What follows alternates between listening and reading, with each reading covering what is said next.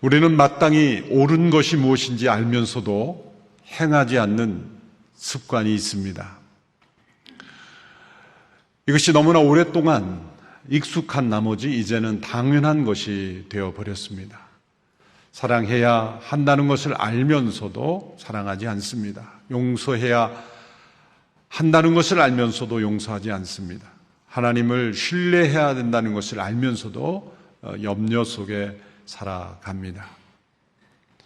이처럼 우리가 아는 것과 행하는 것에는 큰 간격이 있습니다. 이 간격은 본래 그런 것이 아닙니다. 하나님께는 하나님의 생각과 하나님의 행함이 분리되지 않습니다. 하나님은 선하신 생각만 하시는 분이 아닙니다. 하나님의 선한 생각은 하나님의 계획으로, 그 계획은 하나님의 행하심으로 반드시 나타납니다. 하나님의 형상대로 지음받은 인간도 그 생각과 행함이 분리되어 나타나지 않을 수 있었습니다. 죄로 말미암아 파괴된 바로 모습이 우리가 마땅히 무엇이 옳은지 알면서도 행하지 않는 분리 현상이 나타났습니다. 그래서 야고보서 4장 17절에서는 죄를 이렇게 정의합니다. 그러므로 누구든지 선을 행할 줄 알면서도 행하지 않으면 이것은 죄를 짓는 일입니다. 죄의 또 다른 차원의 정의입니다. 다른 사람에게 해를 끼치고 법을 어기는 그런 죄는 마땅히 죄이지만 숨어 있는 죄, 우리가 인식하지도 못하는 죄는 무엇이 옳은 줄 알면서도 그것이 행함으로 나타나지 않는 것도 죄를 짓는 것이다. 그렇다면 우리는 얼마나 많은 죄를 짓고 있는 것일까요? 무서운 말씀입니다. 예수 그리스도를 믿고 십자가로 우리가 보혈로 구속받고 구원받는다는 것은 이 간극이 이제 줄어들고 없어지는 여정인 것입니다.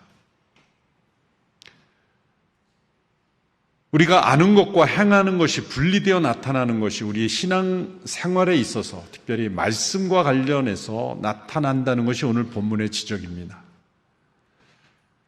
우리는 말씀을 듣는 것, 읽는 것, 그리고 그 말씀을 또한 누군가와 나누는 것을 좋아합니다. 그런데 그러한 성도에 있어서도 죄를 범할 수 있다. 그것은 말씀을 듣기만 하고 행함으로 이어지지 않는 죄의 모습입니다. 오늘 그 말씀 가운데 22절 가운데 그런 지적이 있습니다. 여러분은 말씀을 실천하는 사람이 되고 듣기만 해 자신을 속이는 사람이 되지 마십시오. 이러한 모습을 속이는 일이라고까지 말씀했습니다.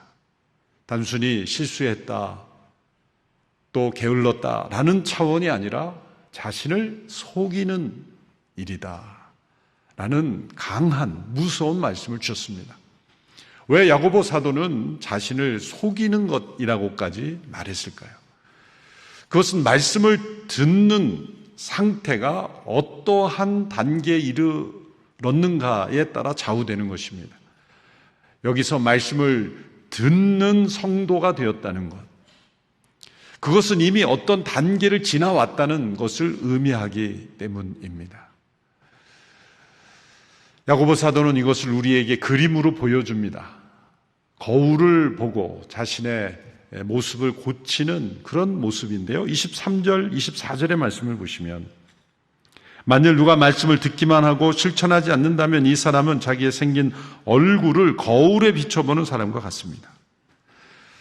날마다 우리는 거울을 적어도 몇 번은 봅니다.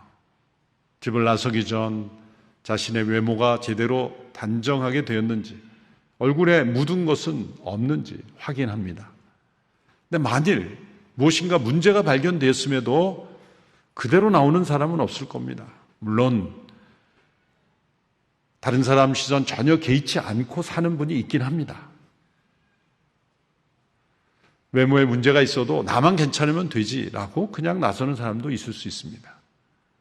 그러나 상식적으로는 고치게 마련입니다. 그런데 문제가 있다는 것을 발견하고 뒤돌아서서 그것을 잊어버린다면 자신을 속이는 모습이 아닌가라는 지적입니다. 이때의 거울, 야고보 사도 시대의 거울은 우리가 지금 가지고 있는 거울과는 또 다른 차원의 거울입니다. 당시에는 청동을 문질러서 갈아서 만든 반짝이는 거울이었기 때문에 오늘날과 같이 그렇게 선명하게 모습을 비춰주지 않습니다. 그래서 당시의 청동 거울은 자세히 가까이 들여다보아야 자신의 모습이 비로소 보입니다. 그렇게 가까이 자세히 자신의 모습을 비추어 보고 나서 자신의 모습을 잊어버리는 사람과 같다. 그것이 자신을 속이는 것이다라는 겁니다. 그러한 모습을 우리가 말씀을 대할 때 나타난다는 겁니다. 말씀은 우리의 영혼의 거울입니다. 하나님의 말씀을 읽을 때 우리의 영혼의 상태가 드러납니다. 우리의 마음속에 있는 탐욕, 교만, 그리고 우리 마음속에 있는 염려가 드러납니다. 사람들이 왜 말씀을 가까이 하지 않을까요? 말씀을 하나님의 말씀이라고 인정하지 않는 불신자들은 일단 제외하고 그들은 믿지 않으니까 이 말씀을 읽지 않는 것이죠. 그런데 하나님을 믿는 자녀로서 예수님을 믿는 자녀임에도 말씀을 펴서 읽지 않는 이유가 뭘까요? 그것은 자신의 내면의 모습이 드러날까 봐입니다. 쉽게 말하면 은혜 받을까 봐. 다른 말로 표현하면 내가 무엇을 행해야 될지를 말씀하실까 봐. 우리의 마음속에는 변화되기를 거부하는 악함이 있기 때문에 말씀을 펴 읽지 않는 겁니다. 그것은 마치 거울을 보려 하지 않는 사람의 모습과 같은 겁니다. 거울을 보면 나의 문제 있는 모습이 드러나니까 그냥 나는 거울을 보지 않고 매일매일 살아가고 싶어. 사람들이 나를 어떻게 보든 나는 나 자신을 비춰보지 않고 그냥 살겠다라는 결심으로 사는 사람과 같이 그렇게 살아가는 것입니다. 말씀을 비춰보고 내 영혼의 모습을 발견하고도 잊어버린다면 그것은 자신을 속이는 것이다. 그러므로 말씀을 읽고 듣고 깨닫는 것 자체가 순종이 아닙니다. 감동을 받은 것, 그것이 곧 순종은 아닙니다. 심지어 저희 같은 목회자들이 저지르는 큰 죄는 무엇입니까? 이렇게 말씀을 설교하는 자리에 서 있다 그래서 내가 순종하는 것은 아닙니다. 다른 사람에게 말씀을 잘 설명한다고 해서 그것이 곧 순종은 아닙니다. 말씀을 듣고 감동을 받은 것도 깨달음을 얻은 것도 그리고 말씀을 잘 전달하는 것도 순종은 아닙니다. 그러므로 우리가 말씀을 듣는 것이 자신을 속이는 것이 될 수 있다는 무서운 말씀입니다. 어떤 분은 이런 말씀을 듣고 그러면 결심합니다. 그러니까 내가 말씀을 안 읽는 거야. 말씀을 안 들어야지. 자신을 속이지 않아야지. 그런 적용이 아니라 피할 수 없는 이 하나님의 말씀을 들으면서 어떻게 자신을 속이는 자가 되지 않을 수 있을까? 그것은 하나님의 이 말씀이 어떤 말씀인지를 오늘 본문에서 더 자세하게 설명하고 있는 것을 유념해 볼 필요가 있습니다. 먼저 이 말씀을 행하는 자가 되라라는 말씀을 주기 전에 이 말씀이 어떤 말씀이기에 우리가 실천으로 나갈 수밖에 없는지를 설명합니다. 네 가지로 설명하는데 첫째는 이 말씀은 진리의 말씀이라고 말씀합니다. 18절의 말씀을 우리 한 목소리로 함께 읽어보겠습니다. 시작. 그분은 우리를 창조하신 것 가운데 첫 열매가 되게 하시려고 그분의 뜻에 따라 진리의 말씀으로 우리를 낳으셨습니다. 우리를 진리의 말씀으로 낳으셨다. 우리가 하나님의 자녀로 거듭 태어난 것이 진리의 말씀을 통해서 일어난 일이라는 겁니다. 낳은 존재가 되었다. 이 단어가 매우 중요한 것은 낳았다라는 것은 동일한 존재로 연결될 때 낳았다는 겁니다. 우리가 자녀를 낳았다고 하지 만들었다 그러지 않지 않습니까? 그러나 이런 탁자는 우리가 만든 것이지 내가 이 탁자를 낳았어 이렇게 표현하지 않습니다. 만든 것과 낳은 것의 차이, 그것은 우리가 처음 지음을 받았을 때 하나님께서 우리를 흙으로 빚으시고 우리에게 생기를 불어넣어 줄 때 우리의 상태는 지음받은 존재입니다. 피조물의 존재입니다. 하나님이 낳으신 유일한 분은 오직 예수 그리스도 한 분, 독생자 예수 그리스도. 성자 예수님은 하나님이 낳으신 분입니다. 그래서 독생자라고 하는 거예요. 홀로 독자 날생자. 홀로 하나님께서 낳으신 분, 그분만이 낳으신 분입니다. 단순한 외아들이라는 개념이 아니라 홀로 낳으신 분, 헬라어로 모노게네스. 모노라는 게 단일 수라는 거고 게네스가 제너레이터, 낳으셨다라는 뜻입니다. 홀로 낳으신 분은 예수님 한 분이셨고 우리는 피조물이었어요. 이게 타락 이전의 상태입니다. 그러니까 우리가 구원받은 것은 타락 이전의 상태로 되돌아가는 것이 아닙니다. 그거보다 비교할 수 없는 차원으로 변화된 겁니다. 타락 이전에는 그저 우리는 지음받은 피조물이었는데 예수 그리스도를 통해 타락한 우리들을 구원하심으로써 이제 진리의 말씀으로 예수 그리스도를 낳으신 하나님께서 우리도 낳은 자녀로 하나님의 자녀로 예수 그리스도 안에서 우리를 입양하시고 우리를 자녀 삼아 주셨다. 우리를 거듭나게 하심으로 우리도 낳은 존재가 되었다. 다른 차원이죠.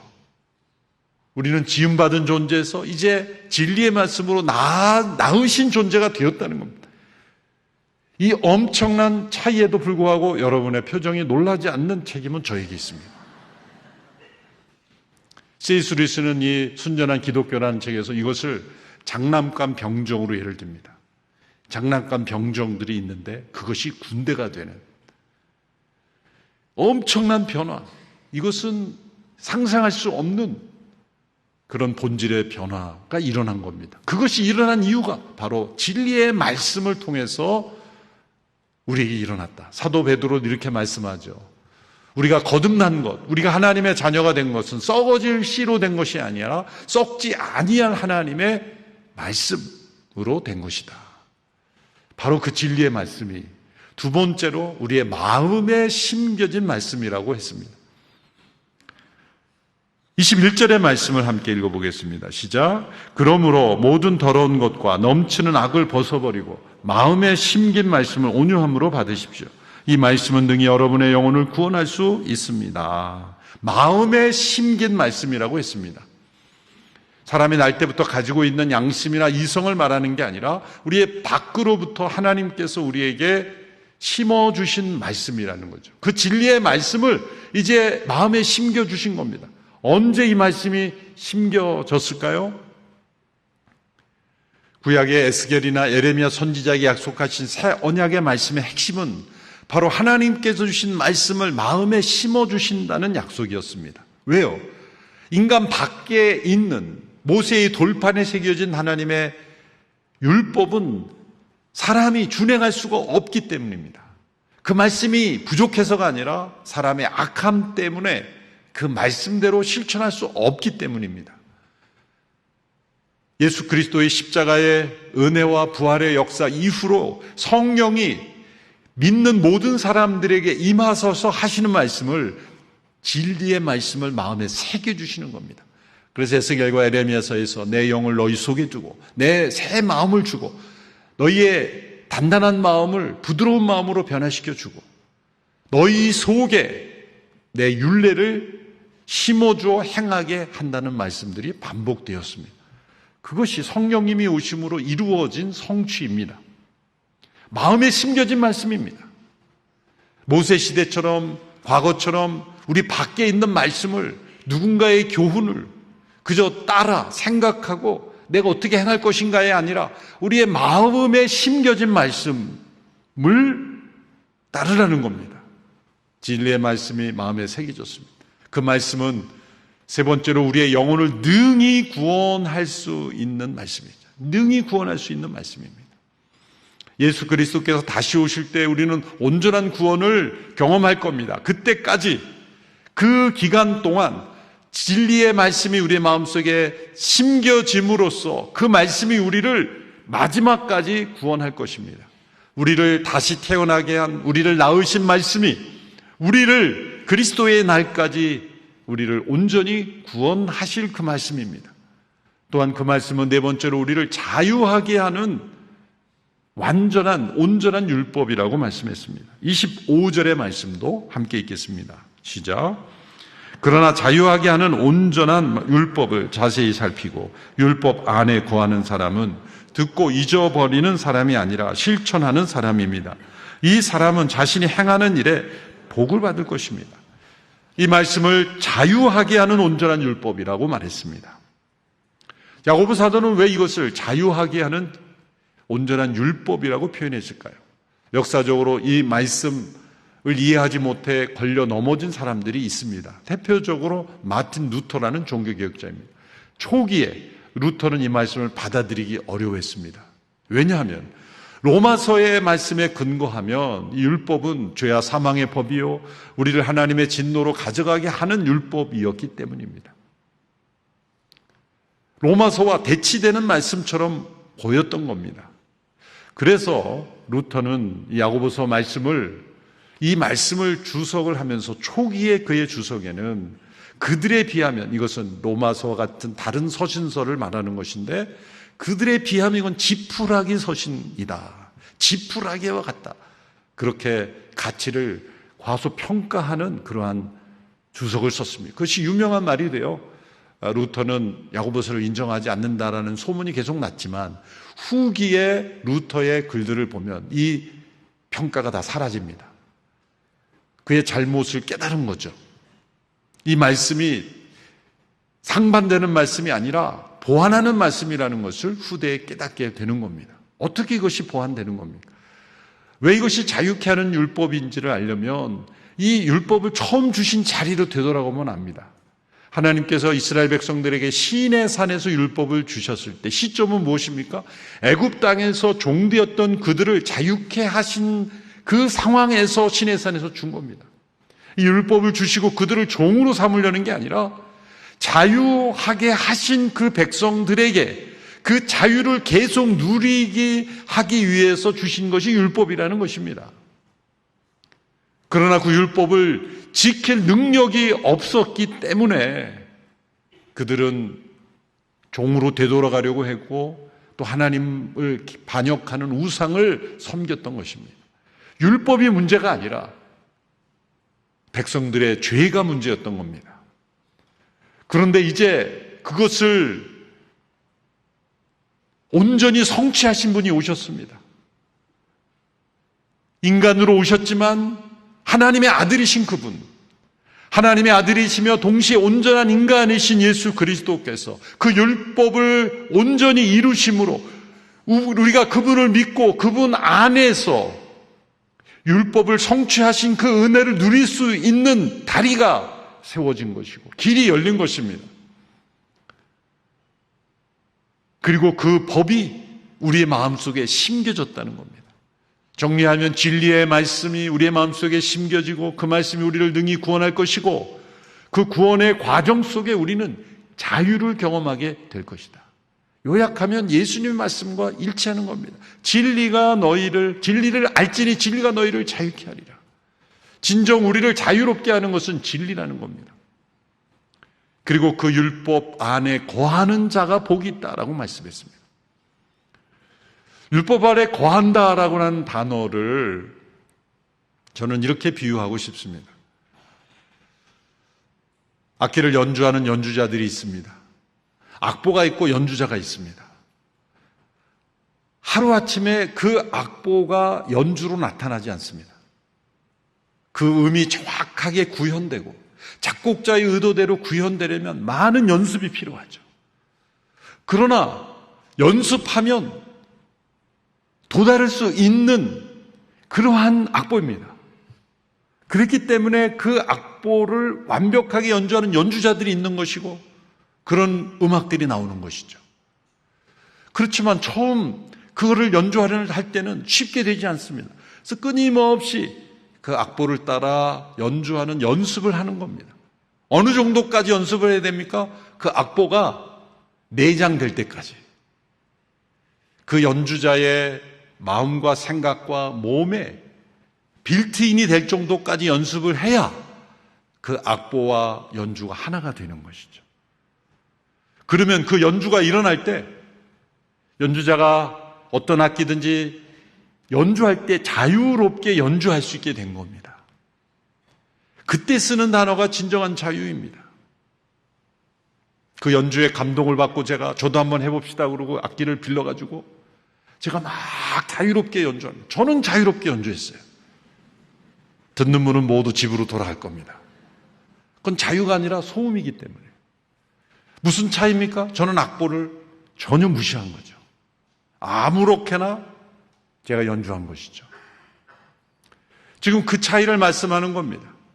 예수님께서 진리를 알지니 진리가 너희를 자유케 하리라는 말씀과 이 야고보 사도가 진리의 말씀이 너희 마음에 심겨지고 그 말씀이 너희를 구원할 것이며 너희를 자유하게 하는 온전한 율법이니 그 말씀을 실천하라. 이 실천이라는 것은 바로 그 악보의 수준대로 연주가 나올 수 있도록 끊임없이 프랙티스를 하는 것. 결국은 언젠가는 어느 순간에는 처음에는 안 됐지만 나중에는 연주로서 구현이 되는 순간이 있지 않습니까? 그것이 바로 말씀을 실천하는 단계에 이른 것입니다. 그것은 너무나 먼 일이기 때문에 나에게는 불가능해라고 포기한다면 그럼 자기를 속이는 것이 된다는 거죠. 피할 수 없는 우리에게 주어진 인생의 소명이 바로 이 말씀을, 이 진리의 우리의 마음에 새겨진 말씀을 실천하는 것입니다. 만일 이것을 듣고도 실천하지 않는다면 자기를 속이는 것이다 라고 말씀하는 겁니다. 하나님은 우리에게 없는 것을 요구하는 것이 아닙니다. 이미 심겨진 것을 요구하는 겁니다. 우리가 어려운 말씀을 행하라고 하는 것이 아닙니다. 우리의 마음속에 심겨진 하나님의 말씀대로 악보대로 행하려는 연주자처럼 그렇게 순종해 보라는 겁니다. 에스겔 선지자 시대에 일어난 일입니다. 사람들이 에스겔 선지자의 말을 듣기를 좋아했다고 했습니다. 마치 아름다운 노래와 연주를 감상하듯 그렇게 들었다는 겁니다. 그런데 문제는 그들이 행하지 않았다는 거죠. 에스겔서 33장 31절 32절의 말씀을 보십시오. 에스겔 33장 31절 32절의 말씀 우리 한 목소리를 함께 읽어보겠습니다. 시작. 그들은 백성이 구경거리를 보러 나오는 것처럼 내게 나와서 내 백성처럼 내 앞에 앉아 내 말을 듣지만 그들은 그것들을 실행하지는 않는다. 그들은 입으로는 사랑을 행하지만 그들의 마음은 탐욕을 추구하고 있다. 너는 그들에게 아름다운 목소리로 사랑의 노래를 부르며 악기를 잘 연주하는 사람일 뿐이다. 그들은 내 말을 듣고도 실행하지 않는다. 에스겔 선지자가 말씀을 전했을 때 사람들이 즐기며 들었다는 겁니다. 구경거리를 보는 것처럼 노래를 듣고 연주를 듣는 것처럼 들었지만 듣고도 실행하지 않았다라는 말씀을 지적합니다. 구약 시대에도 이러한 모습이 있었다면 오늘 시대에도 우리에도 있지 않겠습니까?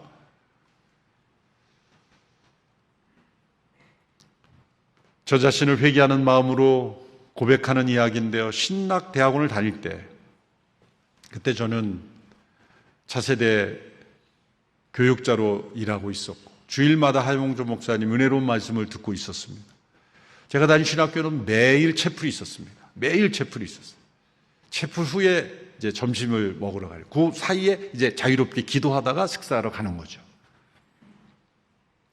어느 날 채플이 있었는데 그때 제 상태를 보면 교만했습니다. 왜냐하면 교수님도 설교하지만 외부의 설교자들은 설교를 잘하시나 못하시나 평가하는 자리에서 들었습니다. 이 에스겔 말씀을 듣고 나의 모습이었구나. 제일 뒤에 앉아서 평가했습니다. 지금 제일 뒤에 앉은 분들을 정죄하는 게 아닙니다. 여러분들이 그렇다는 게 아니라 제가 그랬다는 거죠. 제일 뒤에 앉아서 오늘 설교는 어떠시나 잘 들어보고 평가한 겁니다. 그런데 어느 날 그렇게 설교가 지루할 수 없습니다. 한 25분, 30분 하는데 한 3시간을 앉아 있는 것 같습니다. 어떻게 그렇게 지루하게 말씀하실 수 있는지. 그래서 예배를 끝나자마자 바로 식당으로 향하려고. 일어나는 순간 제일 앞에 있는 한 동기 전도사님, 시골에서 단독으로 목회하면서 공부하는 그 목사님이 정말 울부짖으면서 열심히 기도하는 모습을 봤어요. 제일 앞에 있다고 다 그렇다는 게 아니라 그분이 그랬다는 거예요. 제일 앞에 앉아서.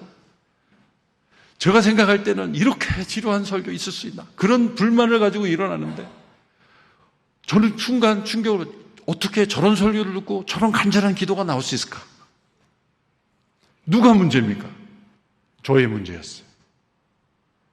그분은 이 말씀을 듣고 내가 어떻게 실천할 것인가에 초점을 두고 기도했던 것이고, 저는 저 설교가 어땠느냐고 평가하는 사람이었어요.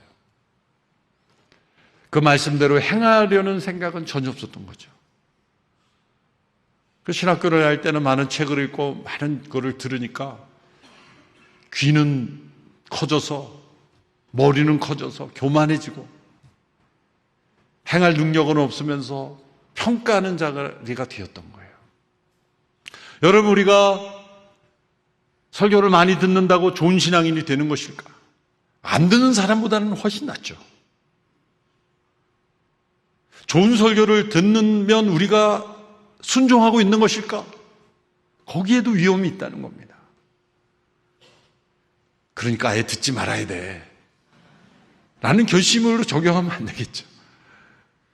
잘 들어야 되고 그것이 실천으로 이어지는 노력이 있을 때 그것이 우리를 자유케 하시는 복이 되는 겁니다. 그래서 앞서 우리에게 주신 말씀 속에 너희가 듣기는 빨리 하고 말하기는 더디하고 또 화내기도 천천히 하라는 말씀이 주어지죠. 19절의 말씀이 이렇게 되어 있죠. 사랑하는 내 형제들아여, 이것들을 명심하십시오. 사람마다 듣기는 빨리 하고 말하기는 천천히 하며 노하기도 천천히 하십시오. 우리는 이 말씀을 뒤집어서 살아가죠. 말하기는 속히 하고 듣기는 더디하고 그리고 노하는 것은 더 빨리 하고. 우리의 인간관계 속에 대화하는 우리의 태도가 하나님의 말씀을 대하는 태도와도 연결이 돼요. 왜? 하나님은 인격적인 분이시기 때문입니다.